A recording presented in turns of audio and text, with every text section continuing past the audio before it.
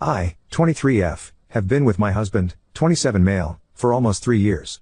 We eloped and almost immediately were expecting. We were both very excited and everything was perfect until the baby came. Our daughter is 1 now. For the entire first year of her life, he came home from work, 9 a.m. to 3 p.m., every day and immediately took a nap that ranged from 2 to 4 hours long. On his days off, he insisted that I get up with her while he slept in, and when he did finally get up, he gamed until he was ready for his daily nap. The household chores started piling up because I was caring for our daughter full-time and working from home nearly 60 hours a week. I expressed feeling like I was doing everything on my own and I needed help with the household chores or for him to watch her so I could take care of the house. He was dismissive and said he actually goes to work and wants to be able to relax when he comes home. An argument breaks out, I cry, he takes her for an hour, I do what I can in that time. The cycle continues. This argument happened at least 7 times before she was 8 months old. Right after she reached 7 months, we got a vacate or pay notice. I had given him control of the finances because it was too much for me to balance a baby, maintaining the house, and working. I asked him about it and he said it was fine, he just had to wait for his paycheck. Ultimately, I found out that he was buying fast food for lunch every day at work and sometimes on the way home and eating it in the car so I wouldn't know. McDonald's was single-handedly draining our bank accounts. Our bank accounts, not just his. I didn't leave the house very often unless it was for grocery shopping so I didn't notice that he had my debit card as well. We ended up not being able to pay rent. We moved into the family room in my mom's basement. Several key events then happened that you need for context. I sold my car so we would have some money, but so stupidly put the money into my bank account instead of holding onto it. We now had only 1 car. He lost his job due to attendance issues, consistently calling out and being late, and got a new job with less hours and less pay. I got laid off because the contract I was working under in my company expired and their partners didn't want to renew it. We decided it would be easier for me to just stay home with the baby instead of finding a job outside the home. Really it would just require us to put my daughter in daycare so I could go work, but we didn't have the money and he was still spending money recklessly, so we weren't able to save up any money for it. My mom removed me as a second beneficiary on her will because she didn't trust that my husband would allow me have control of the money I would get to take care of my 2 minor siblings. That turned into a huge argument between him and I because I see why my mom chose to do that. I told him he needs to start acting like a responsible adult who has a child to provide for because I would leave him if his behavior came between me and my ability to take care of my family. He reluctantly gave me all the debit cards and said something along the lines of "It's great to know your whole family thinks I'm so terrible." We got our tax return and the money got spent on a PS5, a year-long PS Plus membership, games for the PS5, and fast food. More context events, he started being protective of his phone. Won't let me use it for a quick search, to call my phone when I can't find it, or even just for the flashlight. He started drinking frequently and wanting to go to a nearby dive bar by himself. Claiming he wanted to be alone and insisting that he doesn't want me to go. He got a boot on the car while he was at said bar. He called me at 2 a.m. asking if I had $105 in my Venmo so he could pay to get the boot off. I did not. I got mad and told him to figure it out himself. He came home and I confronted him about our financial situation. I asked for the receipt or service ticket from the boot and he said he didn't get either of those from the security people. He says he'll turn over all financially control to me. Spoiler, he doesn't follow through. Flash forward to the Wednesday after her first birthday. I want to take a shower around 2 before I go to my sister's rugby game at 5. I ask him to watch our daughter so I can go shower. He makes a big deal of having to start prep for dinner and that he was about to eat lunch. I told him I can wait, I just need to be in the shower by 3:30 so I can have time to get myself and the baby ready to go by 4:30 when we need to leave. He says okay, I think I can do that. In the future it'd be easier if you shower at night when she's sleeping. I had a physical response to that comment. To this point of her entire life I had only been doing exactly that. And at this point her molars are coming in so she's not sleeping well. Just a couple days before this conversation, I had tried to shower after she went to sleep, but she didn't stay asleep. Instead of getting up and trying to soothe her, he called me and said, "Where are you?" "I'm in the shower." "Well, she's awake." "Okay. Help her, I have to work in the morning." "Okay. I'm in the shower." "Well, just get out and come take care of her." Back to the current conversation, we start arguing about him not being available to help me with her. I told him he always finds some excuse to avoid taking care of her and he says he doesn't know how to take care of a baby. In the end, he watches her while I shower, but while watching her, packs away his PS5 and makes a point of telling me that since he's so unavailable, he just won't do anything he wants to do. That Friday is my cousin's 18th birthday. We have a tradition of taking the new adult to the strip club and I was so excited to go. I asked my husband if he would watch her while I go. I explained that she would already be in bed and that I wouldn't need the car or money because I was getting a ride and someone was going to pay my cover fee. I wasn't interested in getting dances, just hanging out and making fun of my cousin as he awkwardly gets some tea and a shaken in his face. He, surprisingly, agrees with no resistance. I go and vent to my aunt and female cousin about the shower argument. We stop by the bar next door while my cousin gets a private dance and I have a couple drinks. By the time I got home I was hyped up on spiced rum and f/ck that I would have left already responses. I go through his phone while he's sleeping. I found messages and messages with other women on his phone, that include flirting, exchanging nudes, and him asking if they can host because he has roommates. Some of them are escorts that work the area around the dive bar that he's been going to lately. And I had a flashback to the boot situation. I screenshotted all the messages and sent them to myself. I looked through his bank statements and Venmo transactions and see that he's been pulling all our money out in cash, so there's no way of knowing where it's going. I messaged him, yes, he was sleeping the bed next to me while I did all this, and just go off. I let out all my thoughts and feelings about our financial situation, him avoiding taking care of our daughter, the messages, and how I feel for having let him manipulate me for all this time. When he woke up to that, his first question to me was, why did you go through my phone?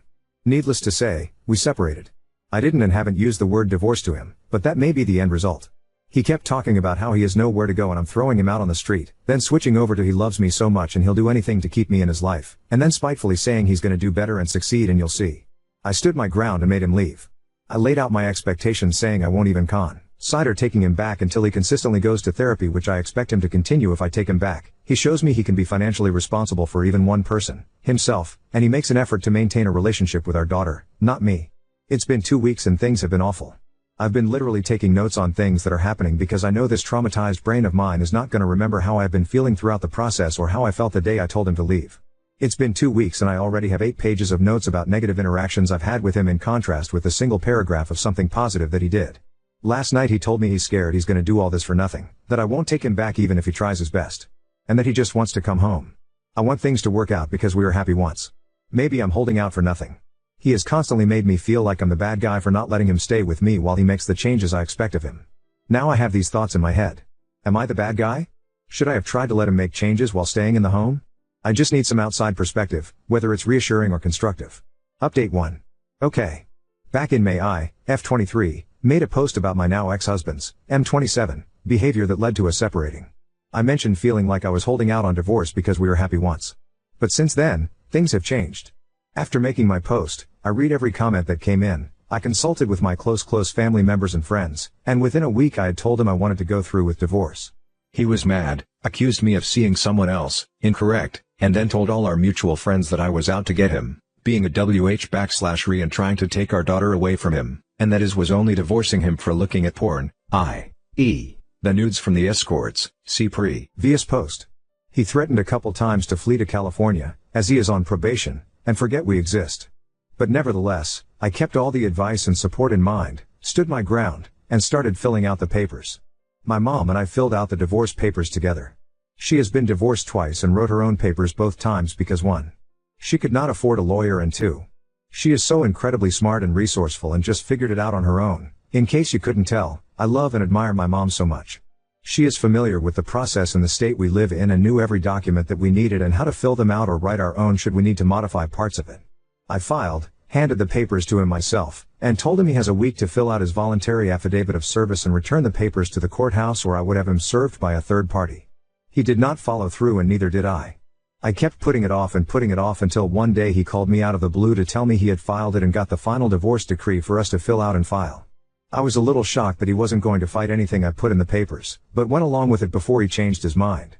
Just for reference, I did in fact do everything in my power to make the divorce fair because despite the way I was treated, I was raised better than to be spiteful, especially when children are involved.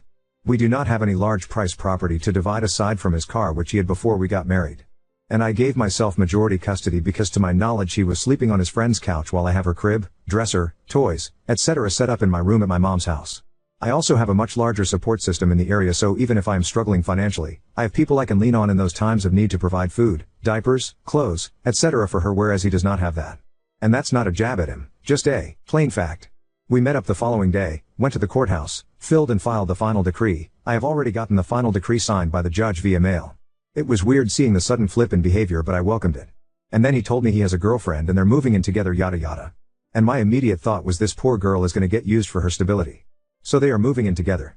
She is older than him, has 3 kids of her own, a stable career, and owns a house. I met her and she seems very nice and friendly. She also made some comments toward him that made me both laugh and feel like she will not tolerate his lack of effort when it comes to being a dad. Whether or not he is using her for her stability and a place to live, is not my business. My only concern is the safety and well-being of my child. I did dip my toe into the dating world, but if I'm being honest with myself and everyone else, I am definitely not ready for that right now, and I took my toe out and thoroughly dried it off. I have myself and my child to focus on right now. Now on to second story.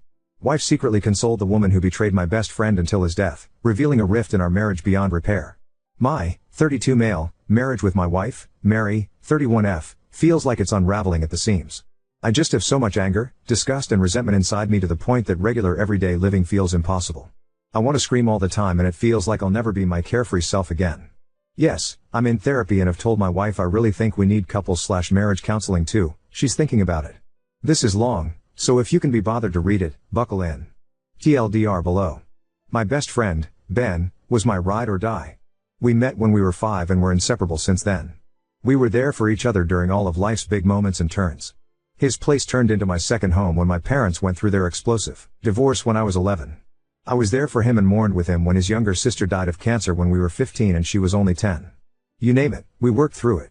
He was the only one to not freak out on me when I decided to drop out of college to pursue a trade. There was never a moment where either of us were worried about the other's reaction, or what they'd say or think.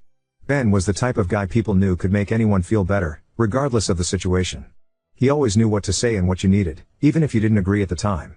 He's the best person I've ever had the privilege of meeting, and the world was a better place with him in it. I unfortunately know I have to put this in here. No, Ben and I were never in love with each other like that. We were really close best friends/brothers. Ben met his wife, Sally, in his junior year of college, and I knew Sally was going to be the greatest love of his life. She was so open, warm and adventurous. Like Ben, she had a smile that lit up the whole room and effortlessly made everyone feel like her best friend. Everyone, including myself, looked at them as that perfect couple everyone knows. They got married 2 years into dating. Ben always told me how excited he was to love, hold and protect her forever. All the ways he wanted to make her happy. He showed his love for her every day in his words and actions. I was so happy for him, because I thought she did the same. I helped her plan his surprise 30th birthday party, where he was reduced to tears upon seeing she spent hours making him a Mario Kart Rainbow Road themed cake. They talked about children, holidays, rescuing animals, growing their own fruits and vegetables. Sally quickly became a sister to me and became very close friends with Mary. The four of us went on countless holidays, helped each other through life's challenges, went on at least one double date a fortnight, etc. About 5 months ago, I woke up to 5 missed calls from Ben between the hours of 11 p.m. to 2 a.m. the night before, and I just had a feeling something really bad had happened. I called out of work and drove straight to his place. Sally had been cheating on Ben pretty much their entire relationship. When I confronted her and asked how she could do such a thing, and why get married in the first place if you're going to cheat the entire time, she broke down and told me it was more like living a double life. Sally was/is gay. She'd known since she was a teenager but never felt like she could come out because of conservative family. She met Ben and fell in love with him, and counted on her feelings for women just somehow going away. She said she genuinely loved him as a person and life partner, but that secret part of her only grew stronger and louder over the years. She casually dated and hooked up with women, telling Ben she was hanging out with friends from her hobbies/friend groups. He only found out the night he'd called me because one of the women Sally was seeing wanted to take their relationship further and freaked out when Sally broke up with her instead. This woman showed up to their house late at night and told Ben everything. Ben was absolutely shattered. He gave everything to Sally and loved her wholeheartedly, and it wasn't even with the real her. She claimed to love him, but I can't help but think she was using him. She lied to everyone, let us think she loved and adored Ben as much as he loved her. All so that she could have her cake and eat it too. I was quick to tell Ben he deserved better, but Sally apparently begged on her hands and knees. Told him she really did love him, and that she was willing to do anything to make it better. She would never talk to any women ever again, they could move somewhere new and start fresh, all that bullcrap. Ben fell into a deep depression because he realized he never knew the real Sally, but he did really love her. He agonized over what to do until he got hit by a drunk driver while out on a late night walk 2 months ago. I won't go into how it felt to lose him, I'm sure you can all imagine. It was made worse by having that bitch crying at his funeral, crying like he really was the love of his life and she was the perfect wife. It was the first time in my life I ever wanted to hit someone. I couldn't believe the audacity she had to show her face around Ben's loved ones, especially the ones that knew the truth. Mary knows how I feel about Sally, and I thought she understood that Sally is dead to us. I know I can't dictate who a person should/can be friends with, but if I had a mutual friend with Mary that shattered her as much as Sally did to me, I'd cut them off with no question. I can't be friends with someone who hurts my loved ones like that. About 2 weeks ago, I came home from a work trip early and Mary was consoling Sally in our living room. I lost my shit. Asked them if they were having an affair, screamed to the point of crying. I asked Mary how she could have Sally in the living room where we have a photo of Ben hanging on the wall. Sally tried to apologize to me, and here's where I was probably ta. I looked at her crying face and it was like a switch flipped in me. I immediately stopped crying and yelling and I just looked at her and said, the biggest injustice here is that you're here while Ben is in the ground. If the world were fair, I'd be able to press a button to swap your places and I'd do that in a heartbeat. You might be able to trick my wife into feeling sorry for you but you're dead to me. I see what you really are and you're trash. You tricked Ben into falling in love with you so you could pretend to be mommy and daddy's good little straight girl while fucking whoever you wanted on the side. I can't even fathom or quantify your selfishness. If I woke up tomorrow and I was you, I'd never get out of bed ever again. Mary says I was cruel, and I guess I was, but it was my truth. Apparently, Sally hasn't left her house since that confrontation. It's to the point she's lost her job because of not going into the office. The thing is, I don't feel bad about it. I think it's the least she could do and I hope she continues to not exist in my world. Mary knows I feel this way, but still goes to Sally's place to bring her meals and help clean up the place. It honestly disgusts me. We've had many explosive arguments about it, and for the first time in our marriage, I feel like we might not recover from this. We both feel like we've seen a new side to each other and we don't know if we'll be able to move past it. I write this here because we've kept this situation to ourselves. Update 1. It's been such a messed up situation and my feelings have been all over the place, so it really lifted a weight off my shoulders to see people could understand why I felt and acted the way I did. A further thank you to people who reached out to me and shared their experiences losing a best friend. I'm sorry you guys lost your best friends too. It's like a sledgehammer to the chest that won't dislodge itself. On to the update. It's only been a week but it's felt like forever. Mary couldn't handle the fights and disagreements anymore and packed her bags the day after my post. I knew this was probably for the best and didn't have it in me to argue or fight for her to stay. I just asked, "Are you going to Sally?" To which she just sighed and shook her head at me before leaving. Her eyes had nothing but exhaustion and disdain inside, and to be fair, I'm sure mine were the same. The town I live in isn't that big, so I've had a few friends reach out to me that they saw Mary at Sally's place, or that the two were seen grocery shopping together. I wake up every day to an empty house, knowing Mary is at Sally's. Looking after her. Asking if she's okay. Cooking her meals. Cleaning her house. She hasn't called or texted me at all, other than to answer my call last night with, "I'm not going to talk to you until you apologize to Sally." And hanging up when I try to explain myself. I know I'd be lying if I said I felt bad for what I said to Sally at all. There's no point in hollow apologies, and I especially don't think there's a point if there's nothing left to fix in my marriage. Mary has made it clear where her loyalties and priorities lie. I just don't understand how she can go from holding me while I cried in her arms to choosing Sally over me and ignoring me. My therapist is advising me to let myself just feel my feelings and process before making any big life choices, and she's probably right, but I've lost all respect for Mary. I never would have thought she'd betray me this way. I lied awake last night when I suddenly had the thought, what if Mary came back on her hands and knees, begging and apologizing? What if she gave me the best apology she could possibly give me for this situation? What would it change? It breaks my heart, but deep down, I feel like it wouldn't change anything. There's some things that can't be forgiven. There were a few comments and DMs asking if Mary and Sally could be having an affair, or if Mary knew about Sally before everything exploded. These questions did keep me up when all of this started going down, but now I can't bring myself to care. My life doesn't make any more, so another clusterfuck detail wouldn't really change much in the grand scheme of things. I've drafted a text that could be the last text I sent to Mary, and it goes as follows. Mary, your priorities and loyalties in this situation have been made very clear to me. I don't know if you want to try to save our marriage and the life we've built together, but at this point, I don't think there's anything left of it to save. You abandoned me during what I can only hope is the worst time of my life. You've invalidated my grief and anger for what? The woman who's been lying to and betraying us for years? The woman who used and strung Ben along for years? I don't recognize why. Right now. It's like I went to bed in a world that made sense one night and woke up in a nightmare. I think the only way forward here is for us to get lawyers and communicate through lawyers. I will not be leaving my house. If you want to collect your things, please let relative know so I can arrange that with them. I can't believe this is happening. I never thought this would be what we've become, but choices have been made. I've been reading and redrafting this message over and over again for hours. Sometimes, it breaks my heart, and other times, it's like I'm an outsider watching myself in a bad movie. The worst thing is, I don't even know if Mary will care about it. I guess I'll let you guys know if I send it. I know this can't go forever. Update 2. I've had a few people ask in comments and DMs about what I said to Mary in our arguments to make her leave. I didn't put that in here originally because we were honestly just going in circles again and again. It was nothing short of exhausting. Mary kept on insisting that Sally is still one of her closest friends and that she's not going to abandon her because she made a mistake. To which, I'd remind her that her mistake was to make the choice again and again to lie to Ben and everyone around her, robbing Ben of the chance to find someone who would truly love him the way he deserved while sleeping with and dating women while they were married. I can't imagine how scary it must be having to hide such a big part of yourself, but not everything can or should be forgiven. She could have been honest early on and she would have had a group of friends who'd have her back and support her however they could, but instead, she chose to string Ben along. If Ben had died thinking he had the perfect marriage he thought he had, Things would be different, but he didn't. He died lost and in pain as a direct result of Sally, the feeling lost and in pain. I know his death was an accident nobody could have seen coming. Mary T. NKS and claims I'm a callous fuck and I think she should have higher moral standards for her friends.